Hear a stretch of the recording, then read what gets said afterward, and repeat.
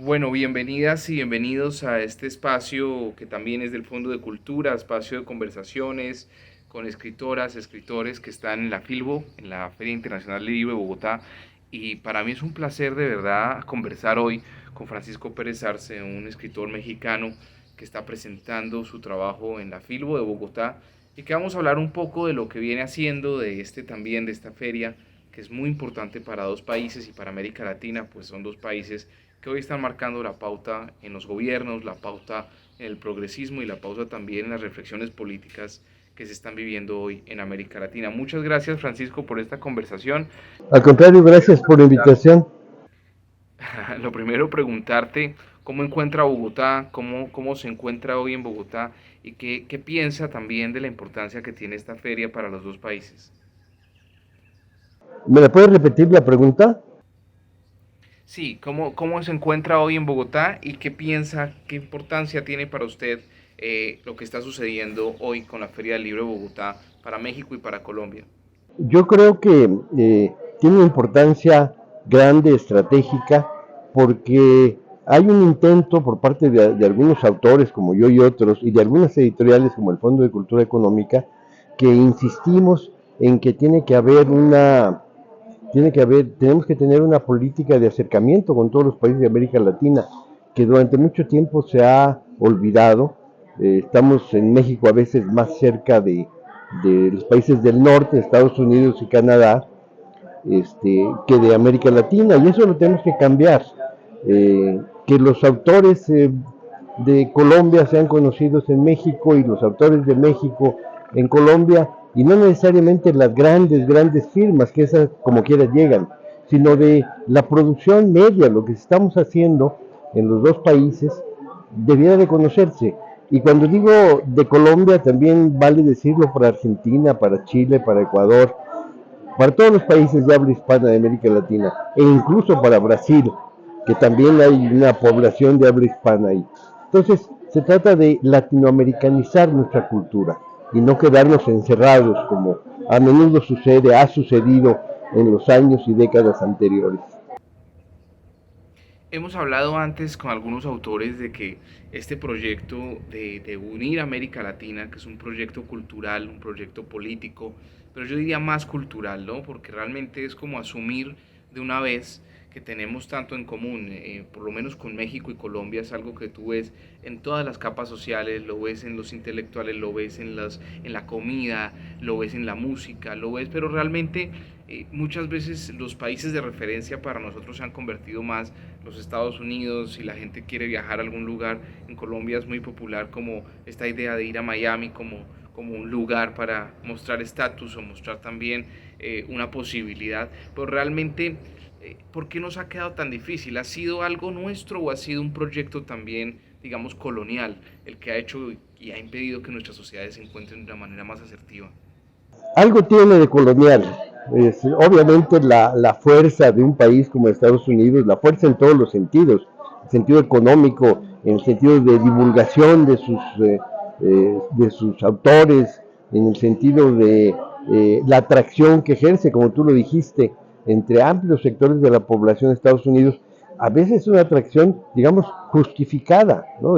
Estados Unidos es un gran país, como lo es Canadá, no solamente grande en tamaño, sino también en su historia reciente, y es muy atractivo. Entonces, eso no es tan criticable. Un poco lo que es criticable es limitarnos a eso y no tener una visión hacia los países, en el caso de México yo diría hacia los países del sur en general.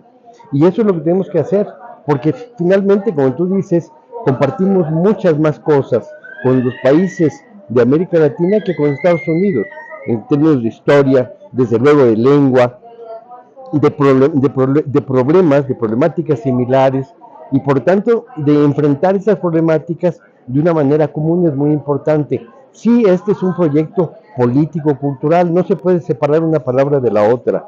Si tenemos una visión cultural de integración con los países de América Latina en el sentido de la cultura, de la literatura, de los libros, del cine, etcétera, eso es una política, eso es política también.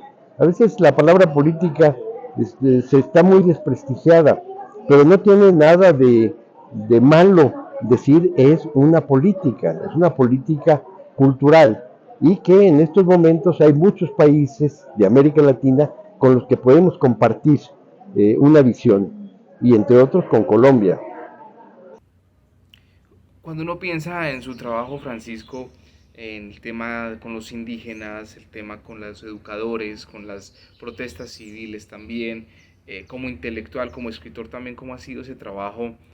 ¿Cómo se perfilaría usted mismo, pensando en retrospectiva, cómo ha sido su trayectoria? ¿Cómo la lee usted? ¿Cómo se interpreta usted a sí mismo? Porque es muy difícil desde fuera realmente ver la cantidad de trabajos que usted ha hecho en la novela, en la crónica, y realmente no preguntarse cómo se lee usted como personaje, como persona que escribe, persona que participa de la opinión pública. Bueno, mira, lo que voy a presentar hoy, el libro que voy a presentar hoy, que se llama El último metro, es una novela. Es una novela eh, cuyo tema central es la vida en la Ciudad de México, la vida improbable de dos personajes que se encuentran, y eso me permite hablar de lo que pasa en México, de cómo se vive en México, de cuáles problemas hay, pero también de los problemas de los personajes. Es también una novela de personajes, dos personajes que yo espero que se conviertan en entrañables para el lector, que no tienen nada que ver entre ellos, y sin embargo acaba habiendo una relación muy quizás hasta amorosa.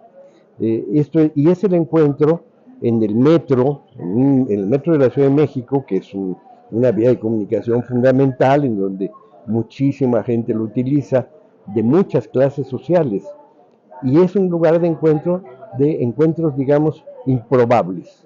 En este caso se trata de dos personajes, un personaje masculino que es un burócrata, clase media, bien acomodado, que tiene un puesto dentro del gobierno, y ella que es una prostituta, una puta de banqueta, de ahí de la calzada de Tlalpan.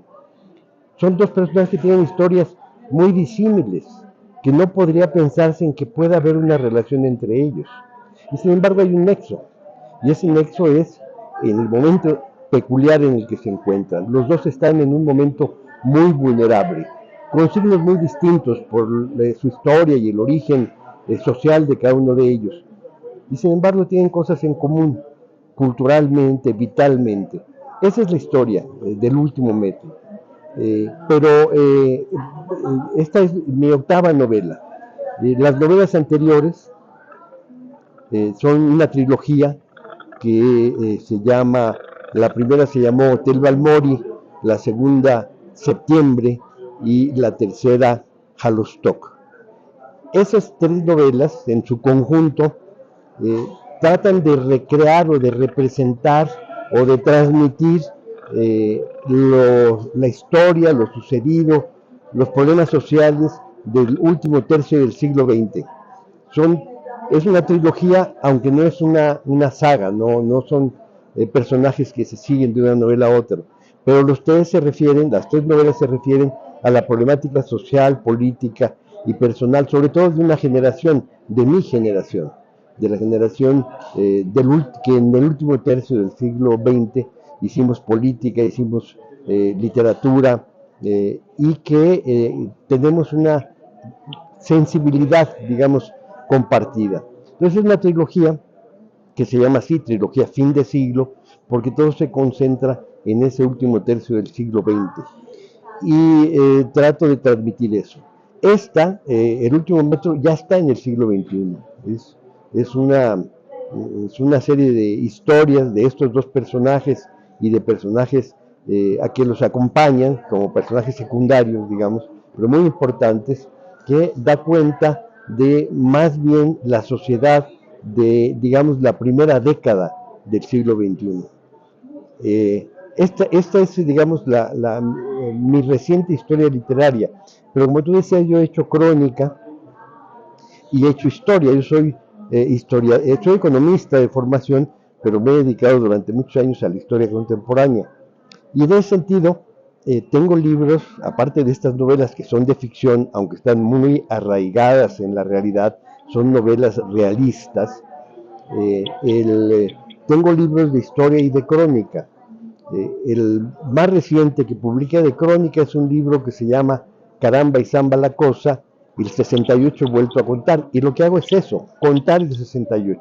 Es una crónica eh, que la escribí, la publiqué después de 40 años del que había pasado el movimiento estudiantil del 68. En México fue un movimiento muy importante que tuvo grandes consecuencias de largo plazo, que es no solamente en México. En el 68 hubo movimientos muy importantes en Europa Occidental, en Estados Unidos y también en países de Sudamérica.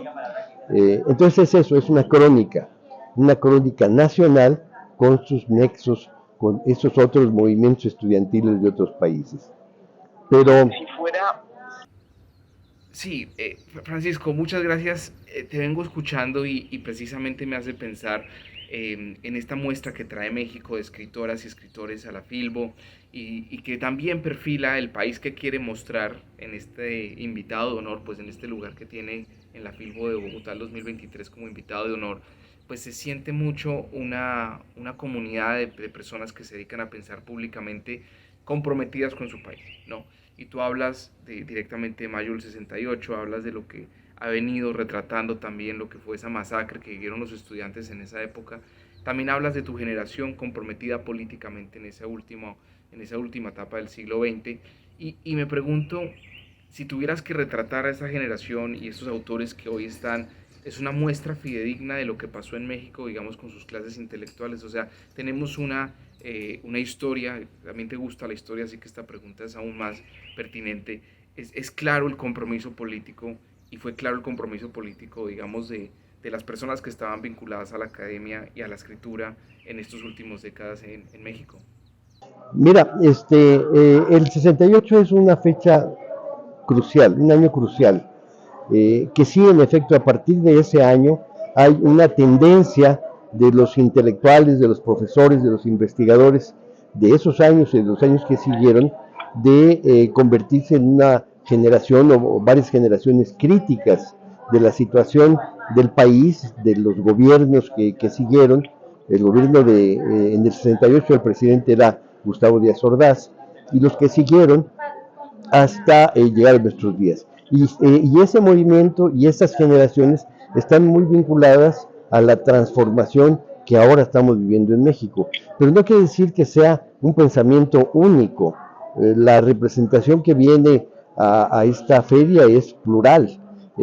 Hay gente claramente identificadas con la cuarta transformación, el gobierno del presidente López Obrador, y hay gente que lo detestan y que son igualmente intelectuales y que a lo mejor también han participado en estos periodos de cambio desde el 68. Entonces no se trata de traer autores de una sola línea, digamos. Aunque sí, en el caso de mi generación es muy claro, hay una tendencia, mi generación, quiere decir, aquellos que estuvimos participando desde el 68, que somos una generación que ya está de salida, pero también vienen autores muy jóvenes que expresan una problemática o una visión muy distinta, que tiene mucho más que ver con el siglo XXI. Y nosotros, sobre todo, tenemos una sensibilidad, una perspectiva y una visión de lo que fue el siglo XX. Por eso que mi se llama trilogía fin de siglo, porque ese fin de siglo es un periodo de acumulación de experiencias que después se van a transmitir. Exactamente 50 años después del 68 fue el gran tsunami electoral que llevó a Andrés Manuel López Obrador a la presidencia y que echó atrás a los partidos de derecha que eran los que competían. Entonces hay una tendencia de izquierda, sí, dominante, sí, pero no entre los intelectuales. En la sociedad es dominante. Los intelectuales es muy plural. Eso es muy interesante porque realmente eso hace, y lo hablábamos en algún momento con Marco Barrera, que eso de alguna manera es lo que legitima también una feria del libro. Para eso es que existen este tipo de espacios, es precisamente para que haya diversidad y la gente pueda escoger qué pensar, nada más humanista y nada más profundo que eso, que la gente pueda escoger.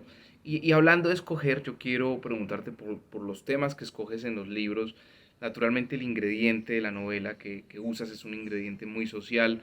Es evidente que pues combinas la economía con la sociología, con la historia, te gustan muchas cosas y eso es para mí muy enriquecedor, especialmente cuando uno piensa en un novelista. Pero ¿cómo pasan los libros? ¿Cómo te surgen las historias? O más bien, para usar algo muy castizo, ¿cómo te encuentras las historias? Mira, la novela y la historia tienen mucho en común. La forma como se cuenta la historia, sobre todo la historia narrativa y la novela, son muy parecidas, con una gran ventaja para la novela. La novela te da toda la libertad para imaginar siempre, en el caso de mis novelas, que son realistas, creíbles, digamos, que puedan, no son cosas que sucedieron, pero pudieron haber sucedido. Y lo que hago es poner un escenario histórico identificable y personajes de ficción, historias que están vinculadas con la política, sí, con lo que pasa en el país, sí, pero también con personajes que en lo individual tienen una visión. Yo lo que creo es que la novela es un ejercicio que te da más libertades que la historia. No digo que no sea importante la historia, yo he escrito libros de historia y esos tienen que ser muy rigurosos. Ahí planteas lo que sucedió. Y sin embargo, a veces una novela realista, es mucho más iluminadora de lo que pasó en ese periodo que un libro de historia. Y simplemente hago referencia, por ejemplo, a la historia de la Revolución Mexicana de 1910-17. Hay novelas de autores como Martín Luis Guzmán, como Mariano Azuela, que son libros clásicos, son novelas, y sin embargo son las que mejor transmiten el ánimo que había en esa época, la forma como se pensaba, la forma como se hablaba, las contradicciones que se vivían. Entonces yo apuesto a la novela para transmitir cosas que no se pueden transmitir a través de la historia. ¿Qué es eso? Que le da libertad a eso. Por ejemplo, a transmitir el tema del lenguaje. Cómo hablan los personajes y qué representa que hablen de un modo y no de otro. Eso tiene que ver con digamos, un horizonte cultural de la época. O también las ideas dominantes en el momento y cómo se expresan.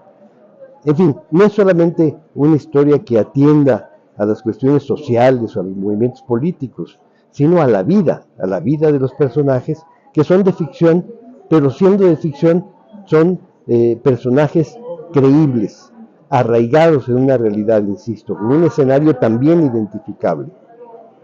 Voy a hacer una pregunta que puede ser muy inocente y es, ¿has sentido en algún momento escribiendo estas novelas, has sentido en algún momento escribiendo que no eres tú el que está decidiendo qué está, sino que la historia te está contando un poco qué es lo que la historia quiere que tú escribas? Había empezado a decirte que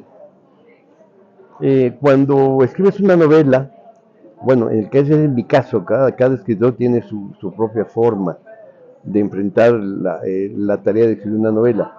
Yo tengo alguna escena, algún personaje que me interesa, a veces una frase o una escena que vi, que presencié, que me llamó la atención, y entonces empiezo a escribir con personajes, los que me vienen a la mente, y al principio tengo una idea de algunas cosas que van a suceder en la novela. A menudo, en algunas de ellas, tenía una idea del final de la novela, y entonces empiezas a enfrentar el trabajo de escribirla. Pero en el proceso de escritura va por caminos que tú no esperabas, por caminos por los que te lleva la historia que estás contando y te obliga a modificar cosas, a pensar cosas que no habías pensado, a imaginar a los personajes de una manera distinta, enfrentada a ciertas situaciones. Es decir, te lleva no por el camino que tú trazaste, sino por el camino que tú empezaste y que no sabías muy bien, tenías algunas pistas, pero no sabías muy bien a dónde te iba a llevar. Entonces es en el proceso de la escritura que tú mismo entiendes qué es lo que quieres decir, el sentido de qué historia quieres transmitir. No se trata de ensayo, es decir, no se trata de exponer ideas, no se trata de pedagogía, sino se trata de literatura. Y por lo tanto, los personajes de ficción acaban teniendo una realidad que empezaste a crear y que después no puedes modificar y te lleva por otros caminos. No sé si me estoy explicando. Lo único que no se puede hacer en la historia es cambiar los hechos en la historia. Pero en la novela tú puedes inspirarte en ciertos hechos y transmitirlos de otra manera. Por ejemplo, en la primera novela de la trilogía de la que te hablé, que se llama Hotel Balmori, hay un acontecimiento que es el asesinato de una familia campesina en el estado de Morelos, de una familia de un líder agrarista. Eso sucedió en 1961. El gobierno asesinó a Rubén Jaramillo, que era un líder zapatista. Y en la novela que yo escribí sucede un asesinato de una familia campesina, pero 10 años después está inspirada en ese hecho, pero es un acontecimiento inventado, ¿no? Inspirado en aquel otro, pero inventado, ficción. Bueno, eso desata una historia. Ese hecho que yo relato, que lo ubico en 10 años después de que sucedió el verdadero asesinato de Rubén Jaramillo, te permite, en primer lugar, asumir que es creíble lo que estoy contando, porque sucedió una cosa muy parecida en ese mismo lugar, en esa época. Pero no solamente eso, sino que la explicación de ese crimen del que se investiga en la novela, te lleva a otras historias de otros personajes muy posteriores. De hecho, la novela está relatada a partir de una jovencita que en el año 2000, por una serie de circunstancias, siente la necesidad de investigar qué pasó con su familia. Y es una investigación que se lleva a cabo ella, una jovencita de 17, 18 años, junto con un compañero que la acompaña, que es su novio, que se ven obligados a investigar qué pasó con una familia, con su familia. Entonces es una investigación, es explicar por qué ella está en ese momento como está. Entonces, es una historia de ficción, pero muchos de los acontecimientos están inspirados en la realidad y en la historia. De hecho, en esa novela se hace referencia a la guerrilla que se desarrolló, la guerrilla urbana que se desarrolló en los años 70 y que fue aplastada por el gobierno, lo que ahora se le llama la guerra sucia de esa época. Eso está detrás de una de esas historias. Pero eso no importa tanto como el comportamiento de los personajes, su lenguaje, su forma de ver lo que está sucediendo. Entonces no es un ensayo, no hay tesis, no es pedagogía, no quiero demostrar nada o enseñar nada. Lo que quiero es mostrar historias que tienen algo que decir, que no se pueden decir de otra manera. No se pueden decir con un ensayo, no se pueden decir con un libro de historia. La única manera de hacerlo es contando historias de personajes posibles. Eso es. No sé si te contesté la pregunta, no sé si había otra pregunta detrás. No, no, no, la respondiste muy bien. La respondiste muy bien. Creo que esos son los diálogos, ¿no? No, no, no siempre es la literalidad, sino precisamente que estamos es escuchando y tratando de entender mejor cómo escribe y para qué escribe. Hay algo muy, muy complejo en tu generación, en México, que estoy viendo con muchos autores, y es el interés y particularmente la profusión también ahora, la diversidad de voces que están queriendo narrar de nuevo la historia, particularmente la historia de México, naturalmente, pero ¿qué está pasando? Que hay tanta fuerza en querer contar la historia. Sienten quizás que no la habían podido contar antes o sienten que es un momento importante para relatar algo de lo que sucedió. ¿Por qué crees que se ve tanto en esta generación tuya esa búsqueda ahorita en este momento de escribir y relatar la historia? Bueno, yo creo que hay una decisión personal y en cada persona hay motivaciones, en cada autor hay motivaciones distintas, aunque en el caso de mi generación sí tenemos muchos elementos en común. Pero el interés por la historia, como hay ciertos momentos en la historia de los países que de pronto resulta muy importante saber qué pasó en los años recientes o en las décadas recientes. O sea, son periodos, que eso es lo que está pasando en México ahorita, muy politizados. Ahora en México se habla mucho a favor o en contra del gobierno todo el tiempo. a favor de esta transformación de un gobierno de izquierda y los que no lo consideran así y que piensan que hay que combatirlo. Y hay una politización muy amplia, mucho más intensa de lo que ha habido en otros momentos, porque esos son los momentos de cambio, los momentos en los cuales la sociedad en su conjunto está interesada en lo que pasa. Y eso pasa también con los historiadores, con los investigadores, con los novelistas, con los intelectuales en general, ¿no? Entonces hay un momento en el país, en México, y creo que también en América Latina, también en Colombia, también en Brasil, con lo que ha pasado con el actual presidente Lula, también en Chile, también en Argentina. Es decir, sí hay un momento en América Latina en que hay mucho interés en lo que está pasando, mucha politización, y eso obliga a pensar en la historia. Necesitas la historia, necesitas la identidad de la nación, del país, de un grupo, de un sector de la sociedad. Yo creo que esos son los momentos que se están viviendo ahora y por eso hay gran interés en volver a contar la historia con una forma que quizá antes no se contó. Tú eres economista y a los economistas, pues la historia económica que es distinta, me acuerdo en su introducción, Piketty, en la introducción a su libro sobre el capital, dice que el gran problema de Marx era que no tenía suficientes datos, no había datos básicamente para poder realmente revisar procesos históricos en décadas. Y ya tenemos muchos datos, pero hay un tema aquí de lo de ser de América Latina, de ser latinoamericano, que creo que también es el intento de estos programas con el Fondo de Cultura que estamos haciendo, es de explorar también esa relación entre los pueblos en estas discusiones. Yo creo que es uno de los espacios de la Filbo más dedicados a esto, es más, diría que es el único espacio que se ha dedicado por entero en esta versión de la Filbo a conversar sobre esto, sobre la relación de los americanos, de los latinoamericanos, digamos, entre nosotros. Y hay un tema que me ha venido sucediendo, Francisco, y es que a veces ser latinoamericano es muy fácil. ¿Y qué quiero decir con esto? Quiero decir que cuando estamos en Buenos Aires, cuando estamos en Guadalajara o estamos en algún festival literario en Ciudad de México o caminando por algún barrio en Bogotá y nos encontramos unos tacos, no sé, realmente hay una facilidad para entender que somos una sola región, que hablamos un solo idioma, pero además no es difícil identificarse, ¿no? Digamos que si uno va a Alemania o a Francia, claro, todos somos humanos, etcétera, pero es difícil identificarse con esas otredades, ¿no? Pero en América Latina es mucho más fácil.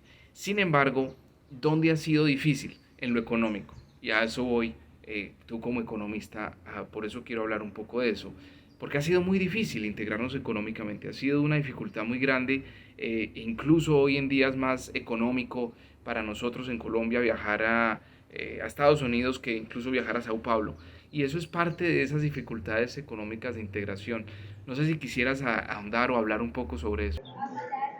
Es un tema de la dinámica de la economía como ha sucedido en los últimos 40 años. La integración en el caso de México es con el norte, es con Estados Unidos y con Canadá, desde desde antes de los años 90, pero muy claramente a partir de 1994, que se firmó el Tratado Comercial de Libre Comercio, TLC, Tratado de Libre Comercio, entre los tres países del norte, Canadá, Estados Unidos y México. La intención era una integración económica hacia el norte. Era una decisión expresa. Estoy hablando de la decisión del gobierno en 1994 de que entonces era el presidente Salinas de Gortari.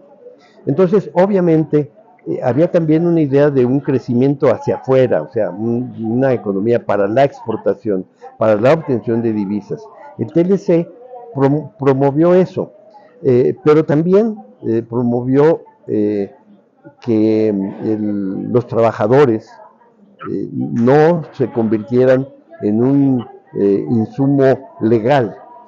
Se creó esta idea de que hay que ser ilegal, hay que meterse a Estados Unidos porque ahí es donde hay la demanda de trabajo y si eres indocumentado, pues te van a pagar menos que el salario legal.